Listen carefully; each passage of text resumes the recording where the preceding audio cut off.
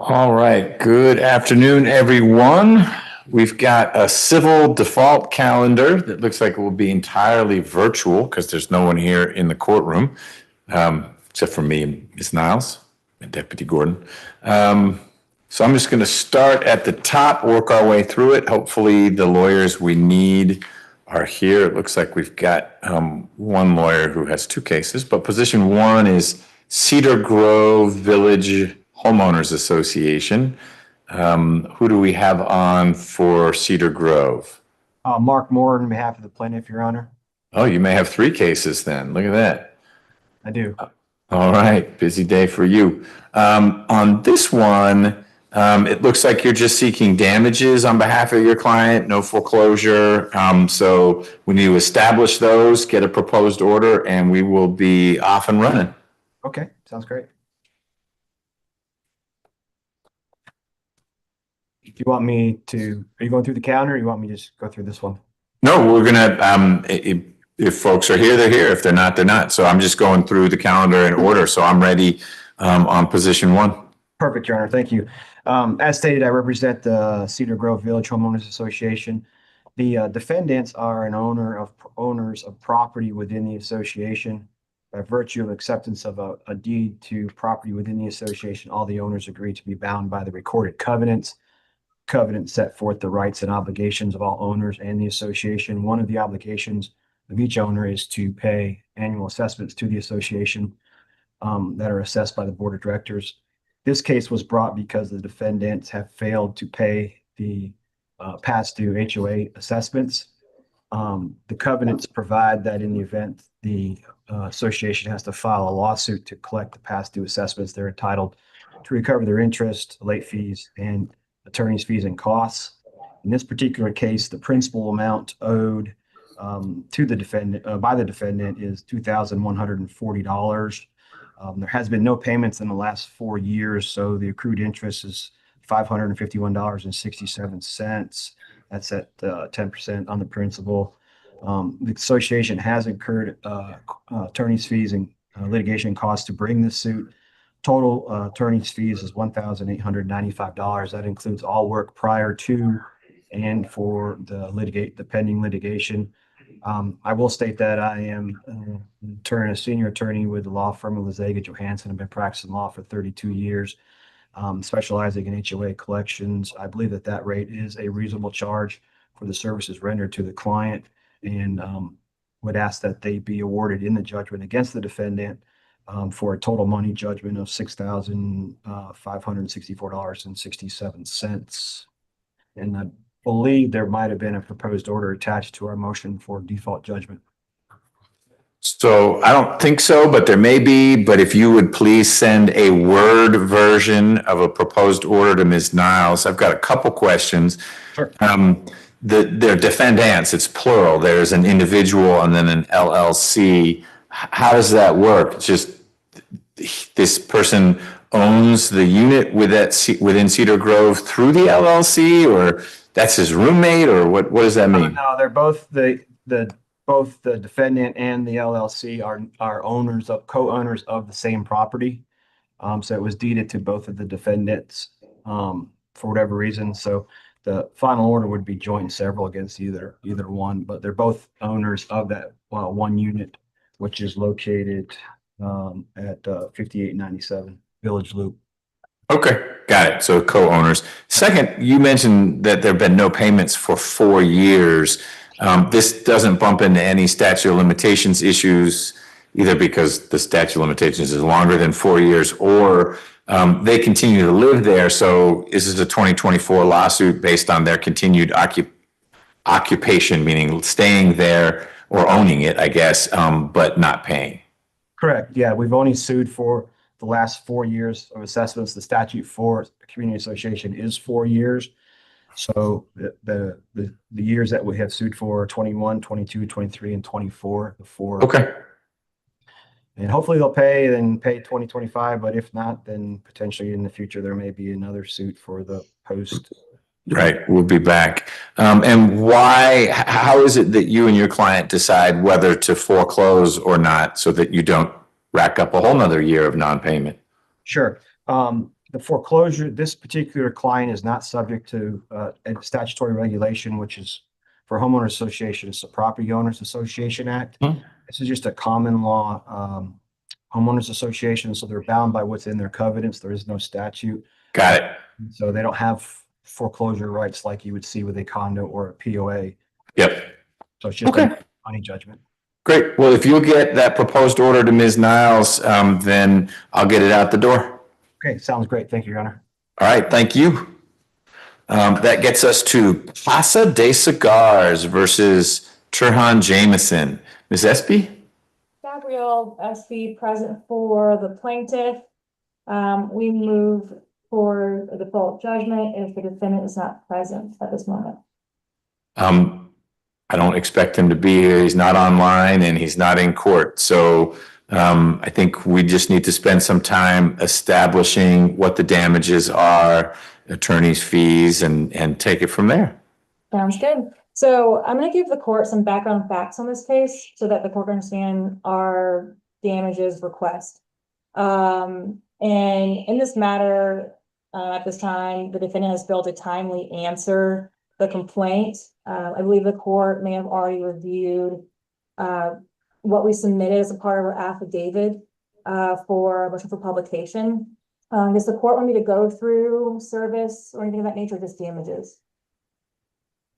Say that again?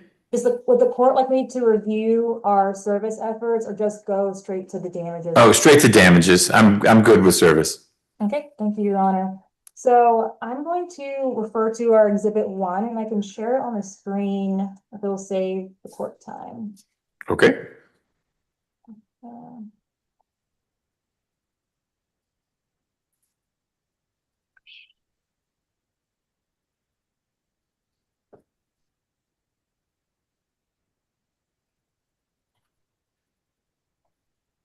just going to do on screen 1.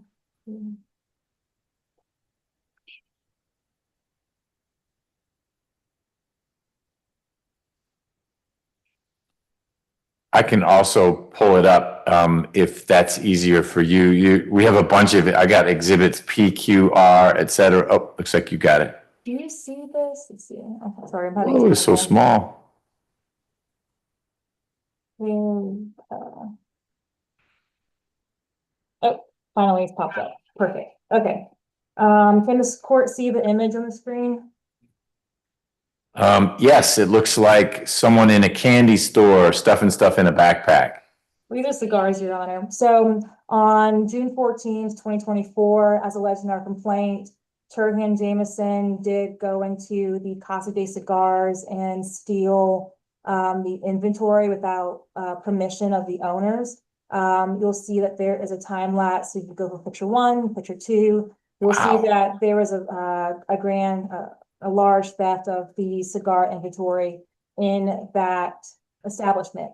I had a representative of Cascade Cigars present today who can testify as to the value of the damages and about the theft itself. So I'll actually call him as a witness instead of giving an opening statement. Okay. And he's Mr. Alonzo Primus. He is present in the Zoom right now. Yes, I'm here. Great. Okay, Mr. Primus, would you please raise your right hand? Do you swear and affirm to tell the truth, the whole truth, so help you God? I do. Okay. And Mr. Primus, does your company ARK Cigar, is that a co-owner of the Casa de Cigar shop? Yes. And do you co-own that shop with Stephen Young? Yes.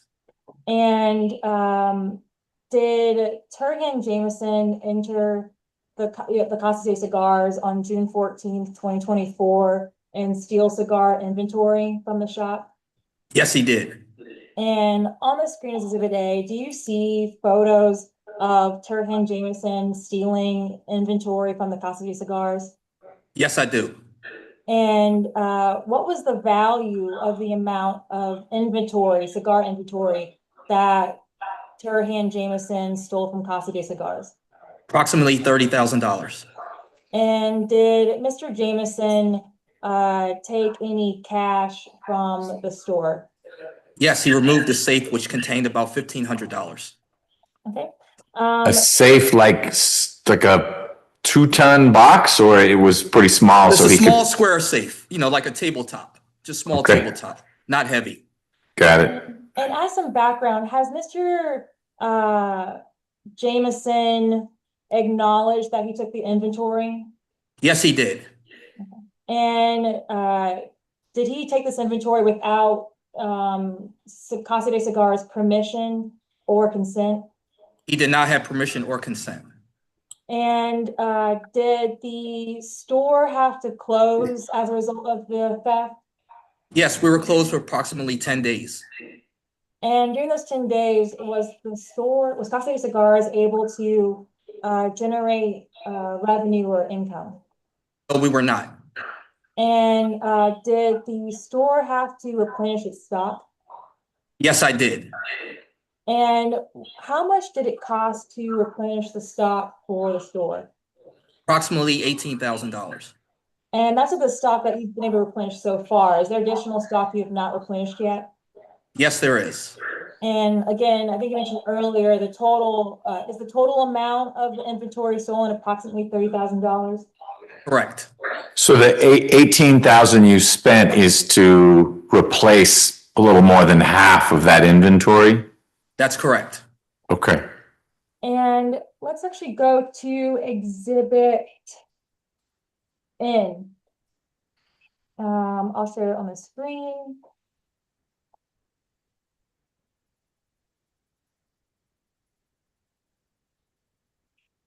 Do you recognize these documents? Yes, I do. And what do these documents appear to be? Those are the invoices for the merchandise I purchased to restock the lounge. And what was the total? I think you already testified to that, so no need. Says Exhibit N. And as a result of the business having to close to restock the inventory, how much lost profit did the business incur? I would say the theft cost us lost profits of $25,000 to $30,000. And How do you get it at those figures? Well, Your Honor, I look at the sales that we had and then our sales ongoing for the year 2024. And so you've done a full calculation of the lost profits during that time period and since then because of the theft? Yes, I cut it off at December 2024, but from the time of the theft to December 2024, that's what I calculated the damages as. And is Turhan Jameson, the person that took these items, well known in the cigar community in the Atlanta metro area? Yes, he's very well known. He was founder of an annual event called Atlanta Cigar Week, which brings, thousands of people from all over the country and Atlanta into the city for a week.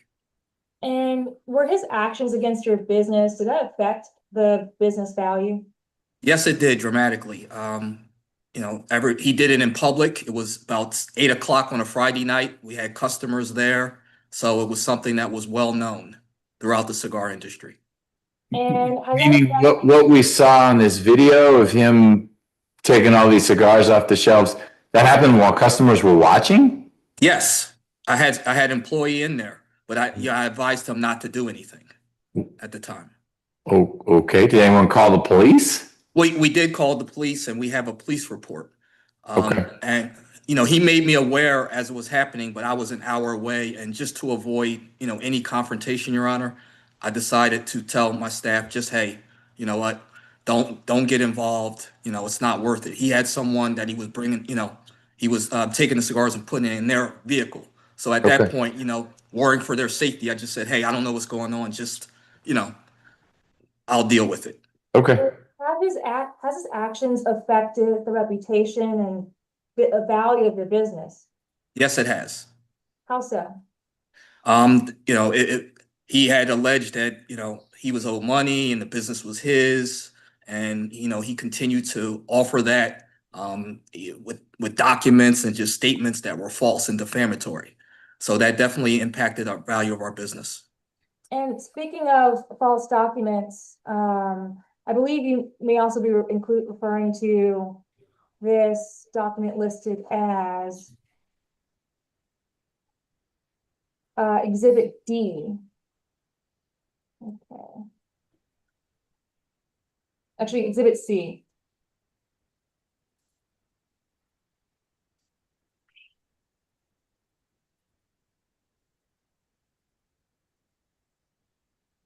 Is this email address info@theexperiencebrokers.com Turhan Jameson's email address? Yes, And in this email, is he alleging that he had some ownership of Casa de Cigar? yes, he is. And did he use this document on page 3 as evidence that he was the owner, a part owner of Casa de Cigars? Yes, he did. And is this a Rockdale County 2024 business and occupational license for Casa de Cigars with the 45, actually, I think the account number is blocked out, but I think I submitted an unredacted version of this account number. But let me ask the question again. Is this a business and occupational license for Casa de Cigars? It's what it looks. That he presented as being real, legitimate? Yes, he's presented this as being the official license. And was an open records request performed to confirm the actual business and occupational license for Casa de Cigars? Yes, it was. Okay. And looking at this email here, it's been marked as exhibit. Let's see. 1 second. Find the exhibit number. Exhibit E. Is Exhibit E a full copy of the real business and occupational license for Casa de Cigars from 2019 to 2024? Yes, it is. And is the name on the 2024 occupational license Stephen O. Young? Yes, it is. And is that name not Turhan Jameson? That is not Turhan Jameson. And so did Turhan Jameson forge or somehow modify? I guess let me rephrase the question. Is the real business and occupational license for Casa de Cigars list the name Stephen O. Young and not Turhan Jameson? Yes, it does. And looking at Exhibit P, is Exhibit P an excerpt from the operating agreement for Casa de Cigars? Yes, it is. And from this excerpt, this redacted excerpt, are the only members of Casa de Cigars from this operating agreement Stephen Young and Arc Cigars East? Correct. And going to page 1 of this document of Exhibit P, are you the owner of Arc Cigars East LLC as shown in point provision D of page 1? Yes, I am. Okay. And from your knowledge of the business and your 99% ownership stake, does Turhan Jameson have any ownership interest in Casa de Cigars? No, he does not. Okay. Now, have you accumulated any attorney's fees to recoup the damages that your business has faced? Yes, I have. And did you hire an attorney to bring this action and send a demand letter to Turhan Jameson? Yes, I did. Okay. And did you hire myself and Hudson Lambert Parrott to represent you in that action? Yes, I have. And on the screen marked as Exhibit R, is this the attorney's fees ledger for the attorney's fees accumulated to send the demand letter and bring this action against Turhan Jameson as a result of his theft of the inventory? Yes, I have. And at the bottom, we see billing amount. Is the total amount billed in this matter by Hudson Labor Parrot in this action $25,034.85? Yes, it is. Okay. And I will represent, Your Honor, that these fees are reasonable under reasonable. The rate, my rate is $3.65 an hour. That rate is reasonable for the geographic region and my years of experience. I have been licensed a barred for 8 years at this point, maybe a little bit more. And this case was performed under my supervision. I find that the fees and rate were reasonable under the circumstances, considering our efforts to try to serve him with the complaint and summons, and then to bring the motion for publication, the motion for default judgment, and then to prepare for trial today. And Your Honor, if you have any questions of the witness, I open at this time. How did you get to know Mr. Jameson? It seems like he was in a position to be in the store or the location and walk around and ultimately help himself to the inventory. Yes, I've known him for quite a few years from other cigar ventures and, just being a cigar smoker. We talked about him and I working together on some projects outside of this, and we did. And those, we did have a contract. So clearly, if the intent or the agreement was to have a contract, we could have that. At no time did he have a contract with me that states that he was an owner. And I don't know why he decided to take the cigars. Okay. And was he someone that, you were, that was working at the business at that time, but had been let go recently? Yes, we were working on a couple projects and it didn't work out there. And we discussed that, he still will come in, but he didn't work there and he had no rights to take any monies or property from the business. Okay. He seems like a fairly public person. I was just looking through some of the other exhibits. He's active on Instagram, etc. SB, why was it so hard to find him? I mean, ultimately, it was service by publication. So he was evading service, and you'll see that there's a lot of exhibits to really show that for the court. You'll see an exhibit I, and I'll put on the screen. He was posting his location online initially. And he would have these events, these cigar events. And funny enough, these are cigars behind him in this video. And this is from October 25th, 2024. And even includes an address for where he's going to be. Because apparently you'll see on page 5 of exhibit I, it says every Friday they'll have a cigar event. Mm-hmm. So we actually sent a process server to the cigar event to personally serve Turhan Jameson, and they refused to let him serve him at the cigar event and told him it's closed to you. We have an active non-service, which is Exhibit J. You'll see in here that he included that information on Exhibit J. Okay. And then also, every address listed for him was typically consistently the same address over and over again. When we made multiple efforts to serve him at that address, the sheriff's office confirmed that I said that he did not work there and did not live there. So you'll see here as Exhibit H, the sheriff's office, after making multiple attempts, were unsuccessful serving him at this address, 2625 Piedmont Road, which appears to be a business.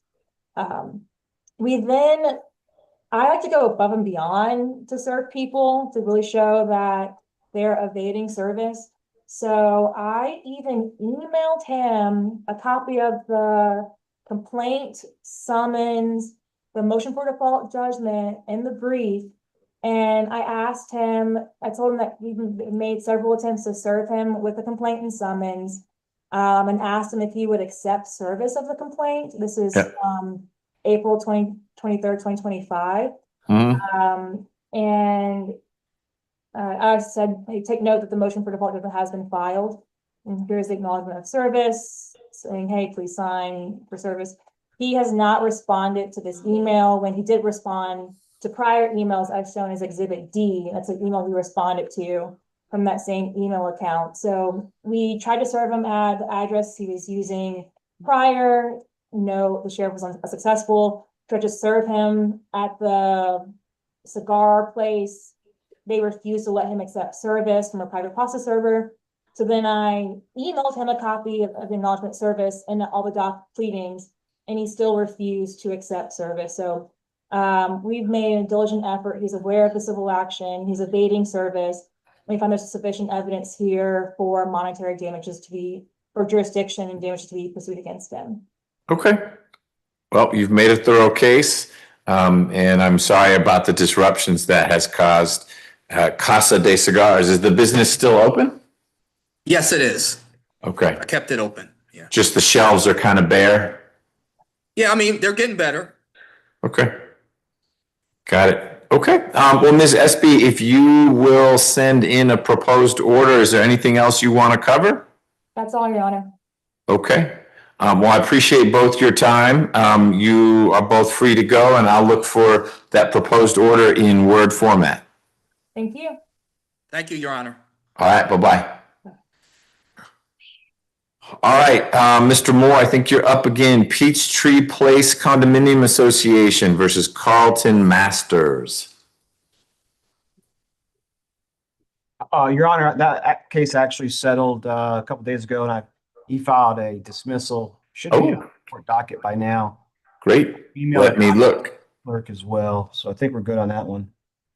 All right, hold on. Let me check. Survey says closed. Yep. It hit yesterday, late yesterday. So We're waiting for funds to clear, but yeah, that one's resolved. all right. Way to go, Mr. Masters. Closed. All right. Then we have Estate and Reserve at Foxdale Homeowners Association. Morning, Your Honor. Darius Reese on behalf of Estate and Reserve at Foxdale Homeowners Association. I also have Ms. Melissa McDonald here. She's the community management manager of the association. I am forward to call her if you do have additional questions, but I would just put up our proposed order as well as just kind of give you some basic fundamental facts about the case. Whichever route you decide, well, I'll defer to your judgment. But I did send the proposed order to Ms. Niles ahead of this proceeding today. Okay. Well, why don't you walk me through the basics and we'll see if we need any information from Ms. McDonald. Of course, Your Honor. Your Honor, this is an action for money owed pursuant to the covenants running with the subject property and pursuant to OCGA 44-5-60E. The plaintiff is Estate and Reserve at Foxdale Homeowners Association, which is a nonprofit incorporated homeowners association responsible for the management and maintenance of the common areas of the estate and reserve at Foxdale Development. We did submit a copy of the declaration and the covenants of and restrictions of the estates and reserve at Foxdale subdivision, which is duly recorded in Fulton County and is attached to our complaint as Exhibit A. The defendant, Ramachandra Gangaraju, is a resident of Fulton County. They are also the subject owner of 10820 Chatburn Way, Johns Creek, Georgia, 30097, which is the subject property of this complaint as well. And as the subject owner, they are responsible for paying assessments to the association. And given the declaration as well, the association is entitled to collection costs and attorney fees, which they've incurred in this case as well. Your Honor, the defendant has not paid assessments, which is the basis of this complaint. To date, through May 31st of 2025, the defendant is owes to the association past due assessments and charges in the amount of $4,055.64. They owe interest in the amount of $570.84. And in addition to that, Your Honor, the association has incurred court costs in the amount of $396.75 and litigation expenses in the amount of $570.04. As well as incurring attorney fees in the amount of $4,739 even, for a total of $10,332.27. That is what our client will be asking for today. And again, Your Honor, I have submitted a final order and judgment for your consideration as well. When you say submitted, it's something you emailed to Ms. Niles? Correct, Your Honor. Okay. And it's just damages that you're seeking, not, this is, again, not a situation where there's any foreclosure issue. That is correct, Your Honor. We are only seeking money damages in this case. They are a homeowners association, so they don't have the same statutory, I guess, right to foreclose on the property as a POA or a condominium association would have. Okay. Just like we had earlier. Well, that works for me. Ms. McDonald, anything you want to add? I hate for you to come all the way to this call and you have to sit there quietly. No, that's it, unless you have something for me. Nope, I'm good. Let me just make sure. Did you get the order?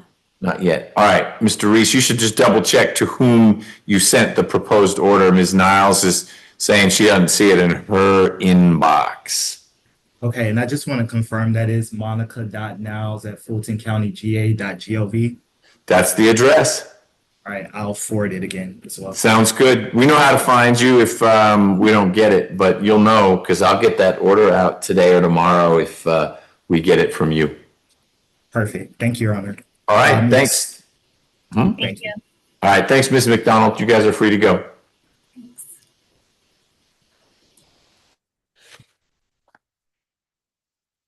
All right, Mr. Moore, Cascade Town Home Association. Yes, Your Honor. I also have the last case too. All right, you've become Bradley Griffin today. All right. Well, don't tell him that. That's not good. All right. But so Cascade Town Home Association against Justy. The suit was filed in December. Defendant was personally served January 4. No answer was filed, so we filed a motion for default judgment. The defendant is an owner within the Cascade Town Homeowners Association. All owners are subject to the recorded declaration. The declaration provides that the owner shall pay monthly assessments to the Town Home Association. This particular owner has not made a payment since June of 2022. The accrued monthly assessments through the end of last year, December 2024, is $7,452.20. It's also an interest past due interest of $818.44.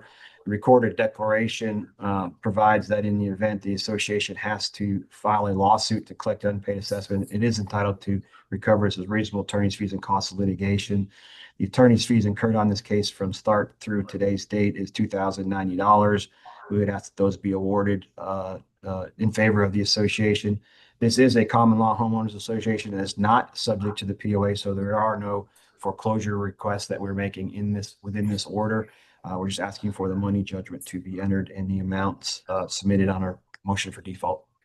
Okay, and I think in this one, we have a proposed order. Yep, I've got that. So I think we're good to go. Let me make sure the numbers, I should have had that up in front of me while we were talking. You said 11-128-64? Yes, Your Honor. Great. Well, we've got it. So I will take care of that. Perfect.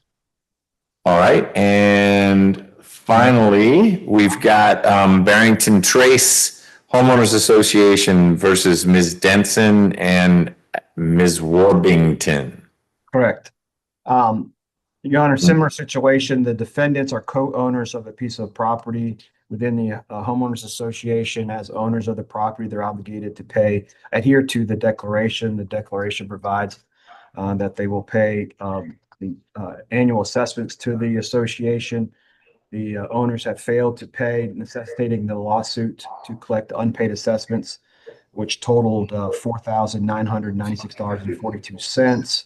The accrued interest on that amount is also 1801. The covenants provide that the association can recover its attorney's fees and costs of litigation. Those fees are $1,895. The difference between this case and the other cases is this HOA is subject to the Property Owners Association Act. So we're also seeking these fees if they need a statutory citation to 44.3.232B3. The proposed order asks for a money judgment and confirmation of the association's lien on the property.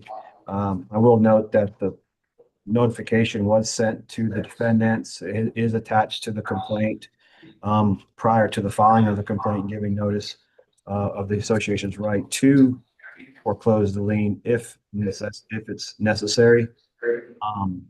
So that amount is also requested in the final order and judgment. Okay.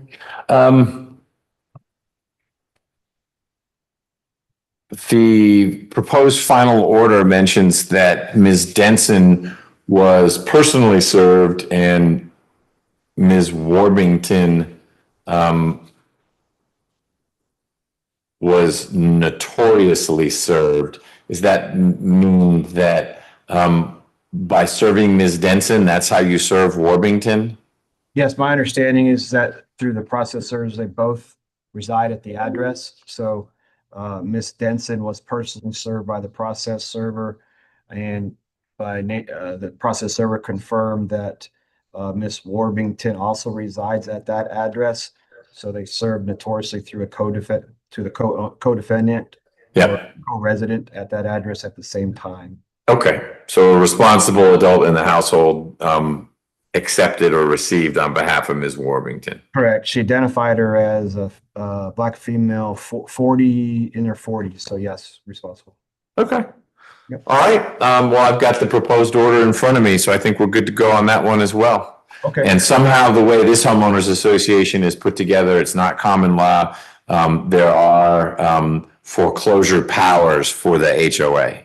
That's correct, Your Honor. That's the homeowner association can adopt or elect into the Property Owners Association Act. And this particular association has adopted we call it the POA, has adopted the POA, which gives us the rights under the statute. And one of those rights is the foreclosure rights. Got it. Okay. Anything else, Mr. Moore? I think that's it, Your Honor. Hopefully it's your last one too. It is. We're done. That's 6 of 6, although one had settled. So appreciate your time. Thank you. I'll email you in this one Cedar Grove. I'll do that. Yep. That's the one you owe us. We'll look for that. Okay. Thank you, sir. All right. Bye-bye.